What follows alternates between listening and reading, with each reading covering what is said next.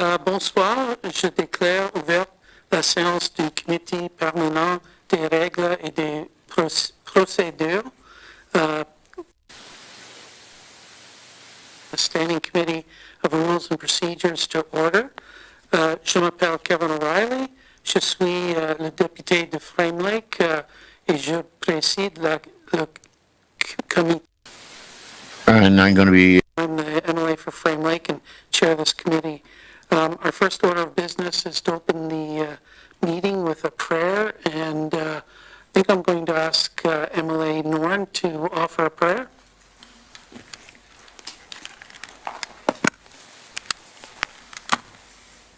Thank you.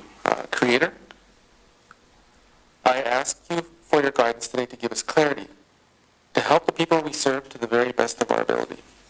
I ask that you help us maintain our resolve no matter what obstacles we may face. I also ask that you keep our wits sharp, that we always keep our loved ones in mind while we do our work, with every keystroke, with every pen stroke, with every word. Marcicho.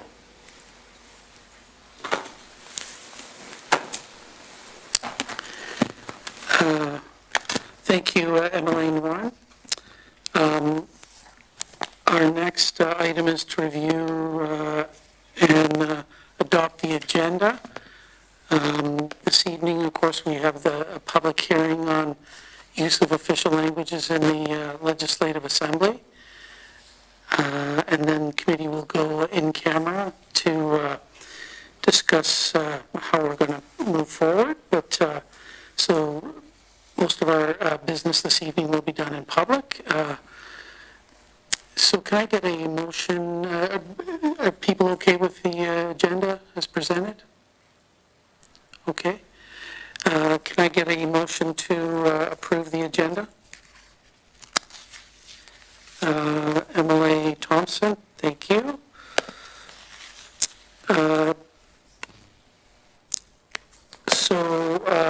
No objections to the motion. I'm not seeing any. The motion's carried.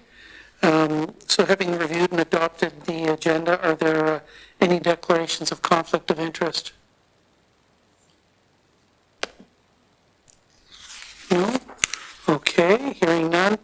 I'd like to start by asking the committee members to introduce themselves for the record. And perhaps we'll start with Emily Norn. Yes, Chair. My name is Steve Norn. I'm the MLA for Tuneda.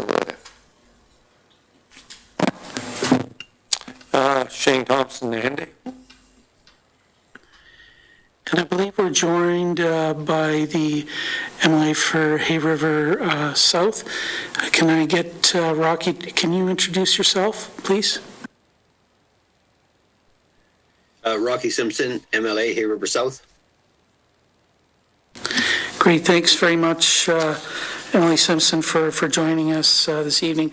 And of course, the meeting is being broadcast on the internet, and we have interpreters in Clicho and French. So I'm just going to start with some opening remarks for the meeting this evening. And of course, I want to thank my colleagues for joining me here this evening. And those that are watching on the internet and perhaps listening. Due to COVID-19, this public hearing is being held via video conference, which allows us to maintain appropriate physical distancing. Today's meeting is being live streamed on the Assembly's social media channels, and any presentation materials will be uploaded to the Legislative Assembly website. Je suis heureux. I'm happy to announce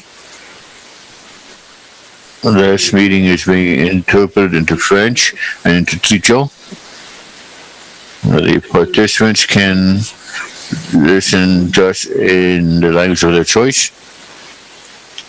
It's not possible to live stream in various languages, but we will provide you in our YouTube channel a video in each language. To our first public matter. The Standing Committee on Rules and Procedures is currently reviewing the use of official languages in the Northwest Territories Legislative Assembly.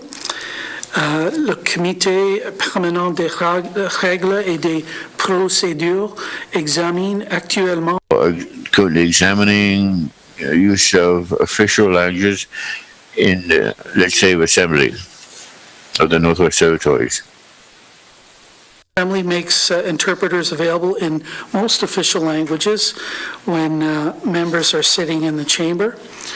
On March 10th, 2020, there was no Tlicho interpreter.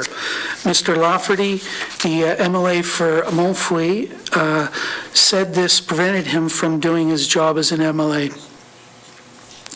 Mr. Lafferty raised this as a point of privilege with the Speaker, Mr. Frederick Blake. A member can raise a point of privilege when they feel their rights or role as a member has been interfered with. On March 11th, 2020, when a Tlicho interpreter was available, Mr. Blake heard debate from members. He decided that on first look, this issue touched on privilege. The Assembly asked the committee to review and make recommendations. La loi sur les langues officielles indique que chacun a le droit d'employer n'importe laquelle. Allowed to use their own language as long as it's an official language in the debates and the work carried out by the Legislative Assembly.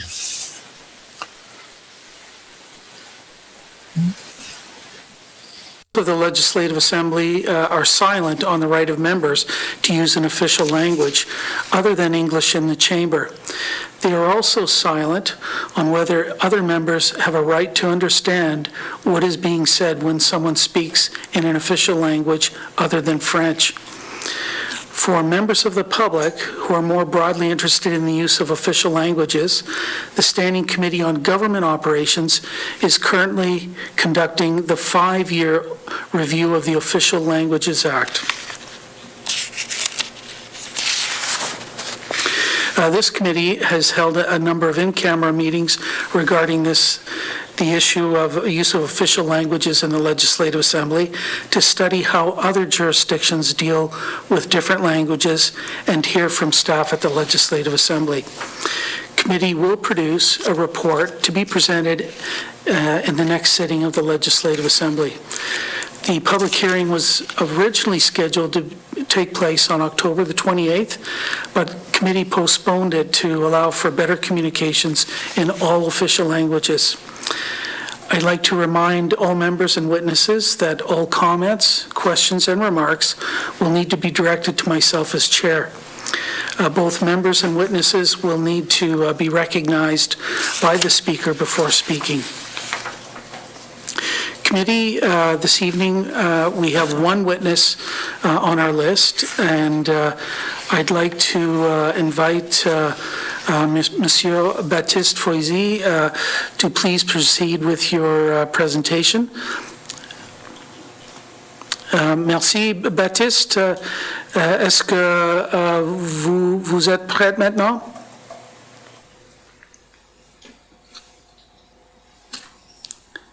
Bonsoir, Monsieur le Président. Bon, on m'a demandé de faire cette présentation-là à la dernière minute. Je vais tout simplement, et moi je dois... I want to say that I represent Média Témoin and the Aquillon, the French newspaper, and also Radio Taya, the radio here in Yellowknife. I don't give my opinion tonight. I want to give some comments on observation and about the use of official languages at the Assembly during the year. I follow the Assembly as a reporter since 2004. So what we have observed is that sometimes when the MLAs speak, the interpretation is not available. Many times, like in Hansard, in the debates, we see that they put less frequently in the last years, but earlier. And so English translation not provided that we used to see a lot more in the previous year. So what's said in the assembly, it's not available for neither for the legislatures or for the public. So in the functioning of the assembly, so of course there's 11 official languages here with different obligations depending on the language. There's a section A and section B. I think the other committee is looking into that about the two sections A and B. But in the way,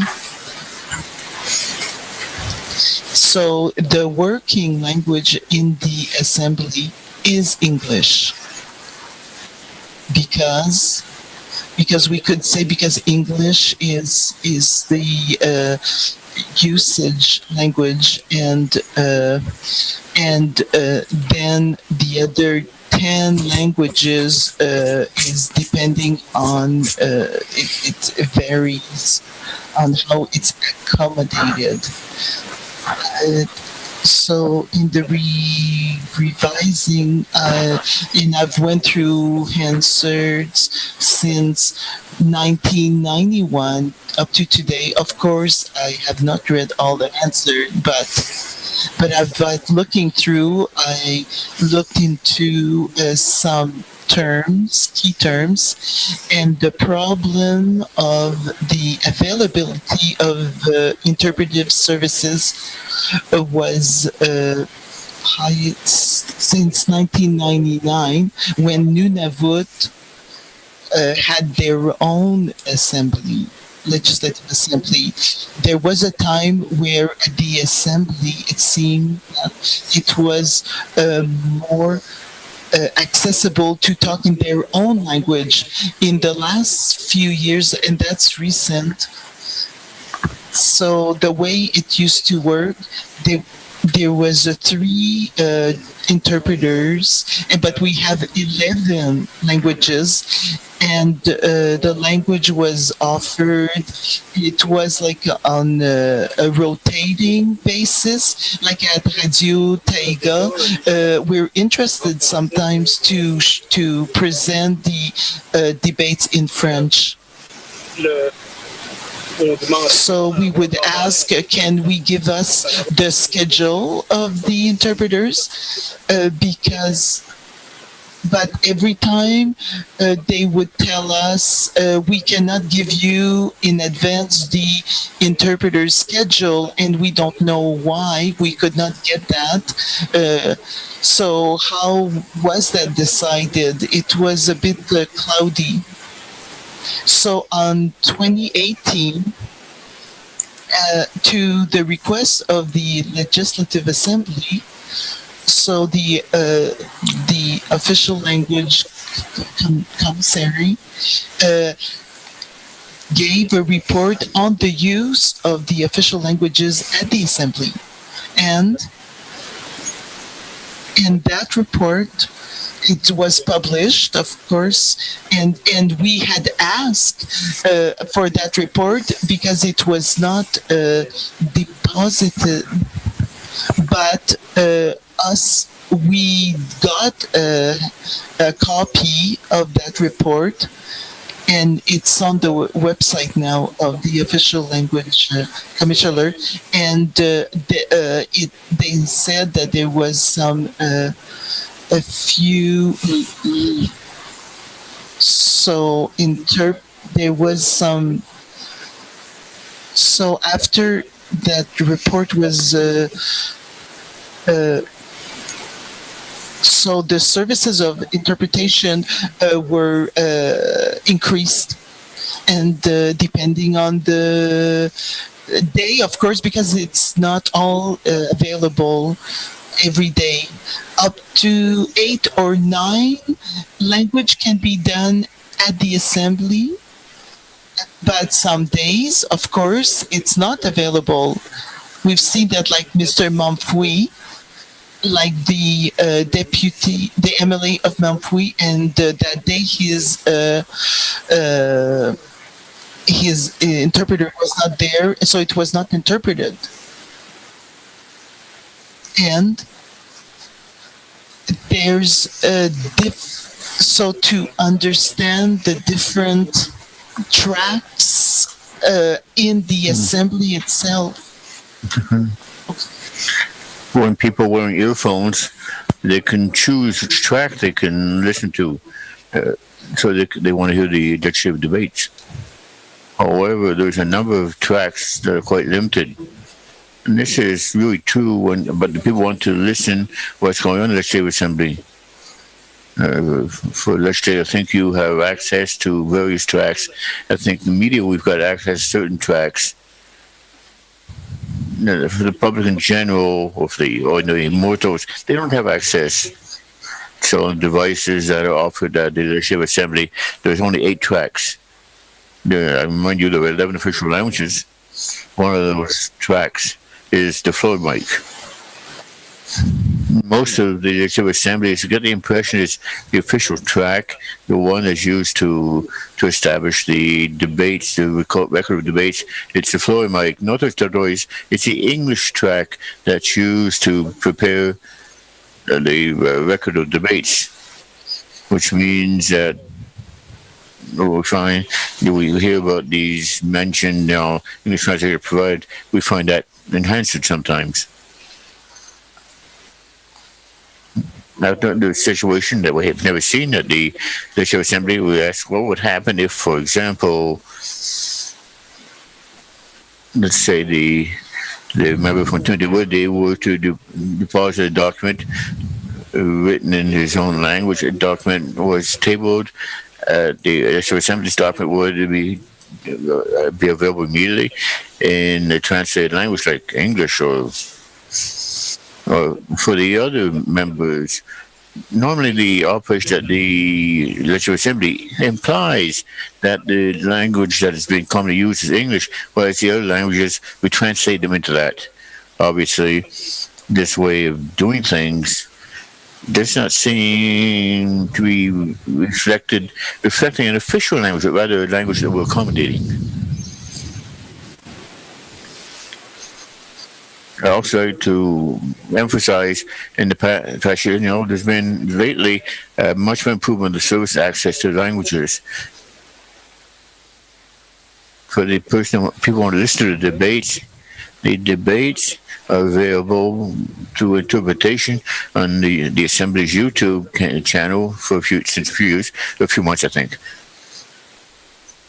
In some of the languages, not all languages, and some of the languages. But in general, this interpretation, this access is done later. We asked if it could be recorded of the French interpretation at the end of the debate. We'd like to be able to retransmit to our listeners some of the important parts of the activities assembly in known languages. At the end of this session, that the recordings will be made available. Sometimes those recordings are made available long after the session is over. It was explained to us when the staff of the assembly told us that they had problems with resources. They need more staff to be physically able to load these things online. We've always found that this answer was stunning, bearing in mind the modern technology would make it possible through a simple script, simple algorithm that putting this online should be done automatically. It should not be necessarily the work of an individual. A a device can do it. We want to talk about the facts, and the service has really improved. And each time we've had a need to ask for services from the Legislative Assembly, those services weren't offered directly. There was certain available staff from the Assembly to accommodate us, but we were able to test for the needs of the Legislative Assembly. The technology would make it possible to broadcast the debates in interpreted languages, doing this live streaming. This is one of the technologies I was able to test. I was told that would not be available immediately for the public. Nobody. It seems to me this requires a lot of broadband to use this network. It seems the staff at the Legislative Assembly are determined to find these solutions. Obviously, then there's still a lot of work to be done. So, in fact, this access will be available. I'd like to finish my presentation to say that simply, if the intention of the Chamber is to offer an equal service for the speakers, for the legislators, regardless of the language that they speak at the Assembly, the official language, well, a service for which that requires more effort to obtain. This is not equal service. That will finish my presentation, Mr. Chair. Thank you for the opportunity to express myself and to do so in French before this committee. This is a real privilege. Thank you. Merci beaucoup, Baptiste. Thank you very much for your remarks and your kind comments as well about the staff of the Legislative Assembly. And I know they have worked harder to improve the services over the last several years, and appreciate your observations in that area. I would like to know if any of the committee members have any questions for Baptiste. Mr. Simpson in Hay River, do you have any questions for Monsieur Foisy? No, I'm good for now. Thank you. Okay. I guess I've got a couple of questions, if I can. I'm just wondering, Monsieur Foisy, if I think you mentioned how all of the documents that are tabled at the Legislative Assembly are in English. I wasn't quite sure whether you were suggesting that there should be some effort in translating the some documents, if there's a request perhaps, in other official languages. I'm just wondering if you have any views or suggestions in that area. Merci. Oui,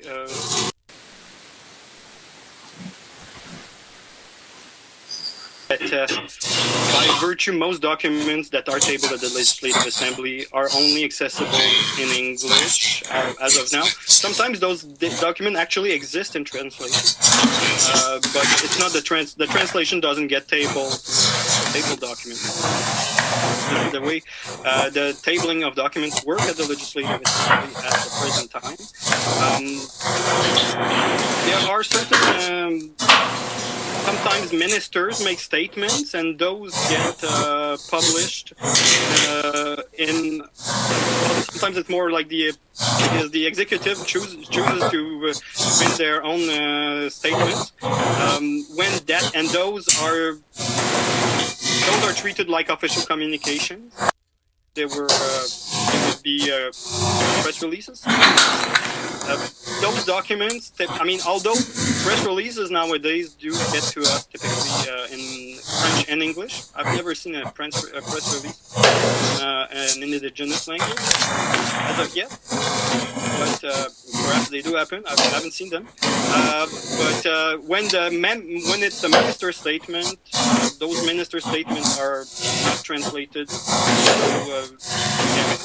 And I believe that there is actually a citizen who made those requests and actually initiated a complaint process with the language commissioner. It's not in the report because the report hasn't been tabled yet. But, I'm aware that the investigation did take place, and my understanding is that as of now, the view is that the words of the minister should not be translated, which is other legislature don't work this way. Put it this way. But apparently that's the way it works. My real question really was, the documents get tabled in English and then perhaps translated if there's a demand. That's kind of how it works nowadays. But what if a document was tabled in another official language? Would the process be the same? I've never seen it, but the way it, I seriously doubt that right as of now, the legislature has the capacity to handle documents that would not be tabled in English. So those are my remarks. Okay, merci, thanks very much for that. I'm just wondering, too, if you've had a chance to observe other legislatures. I know you originally came from Quebec and probably have done other work in other jurisdictions. Just wondering if you've had any chances to observe procedures in other legislative assemblies, and if there's anything that you would like to pass along or suggest in terms of how we might improve our services here in the Northwest Territories. Merci. Well, yes, indeed. I've always worked as a journalist in the Northwest Territories. My understanding of public affairs is really NWT centered, I would say. But of course, over the years at our French media, we've try to understand how other jurisdictions manage to get stuff like the answer published in different official languages. The legislator in Nunavut does a fairly good work getting their answered out in Inuktitut at the same time as they do in English, which is quite impressive. And we were always told that it wouldn't be possible to publish the answered in another language than English. So that's what we've been told, and then we looked at other jurisdictions that seems to be doing fine in this regard, like New Brunswick publishes in French and English all very much simultaneously. Indeed, simultaneously. So does the Parliament in Ottawa. And so I remember Dan making an investigation and asking those legislatures how they did it. And the way they did it is that they don't translate the answer.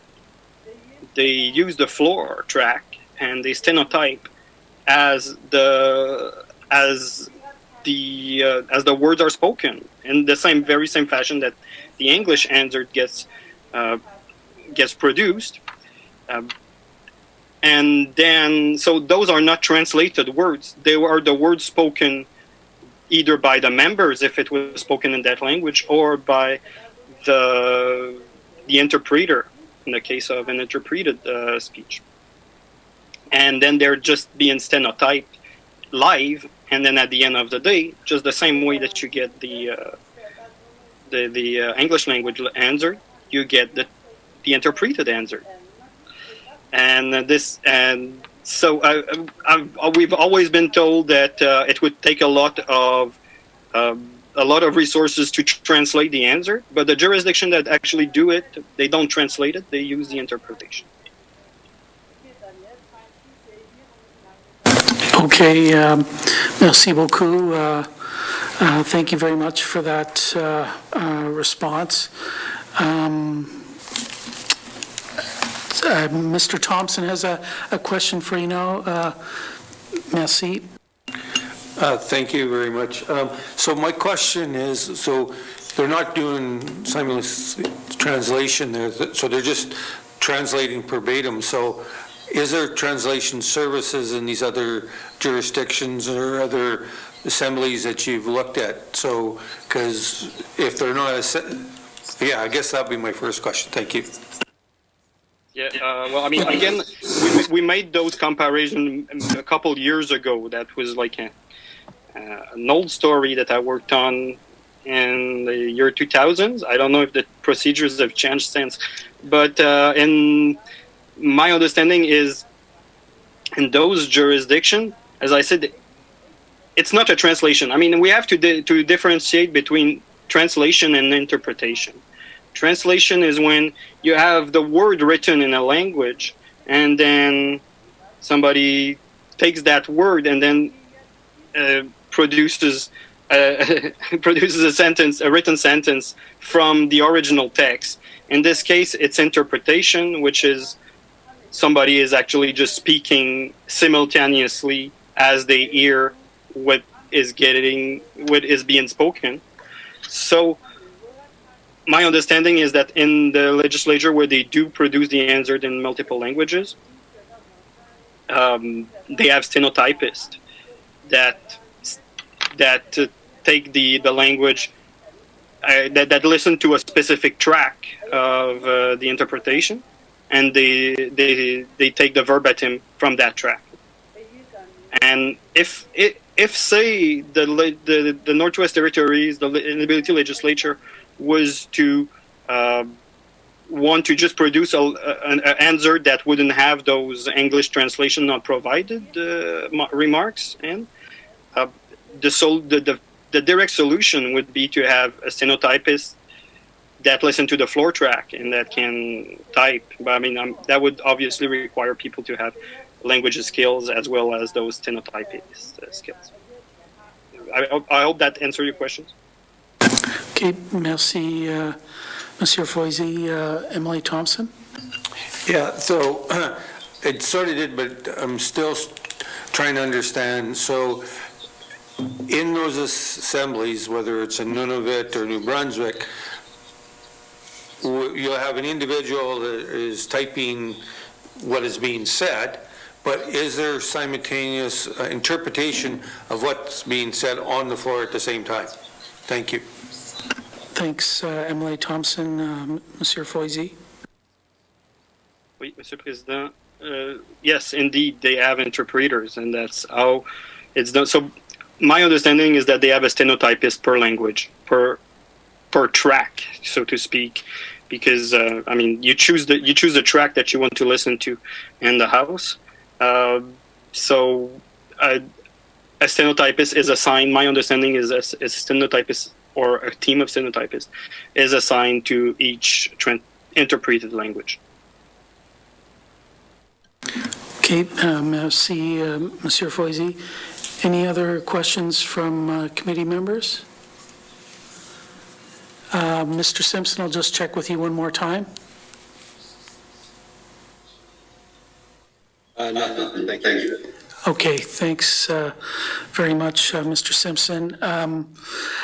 I guess I'd like to thank you, Monsieur Foisy. It's not often that I guess we have journalists presenting to committee, but and I know that we really do appreciate the benefit of your experience having been here since the early 2000s and watching what happens in the Assembly and working with our staff to improve services as well. So really want to thank you very much for appearing before us this evening and encourage you to continue to work with our staff as well. If there's things that you think can be improved, of course, I know that our staff are always willing to listen and learn as well. So merci beaucoup pour your présentation this evening.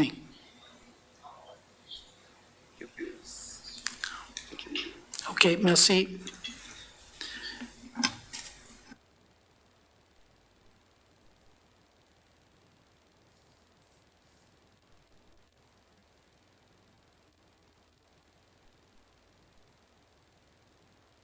Yeah, okay. So we know that we don't have any further presentations this evening. I would like to note that we received several written submissions.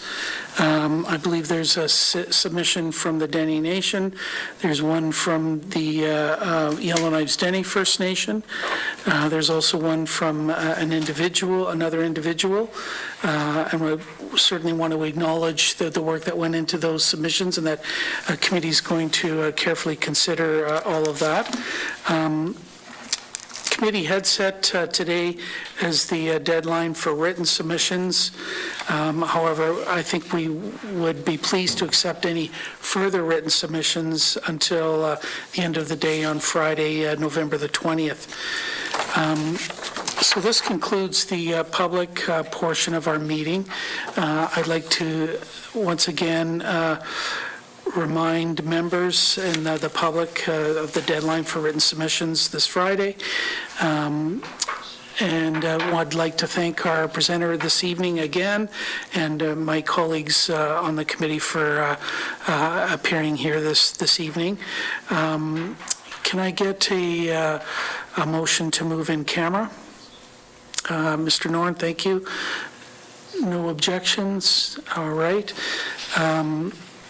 Motion's passed, and we'll take a short 5-minute break and reconvene in a few minutes. Thank you very much. Merci beaucoup.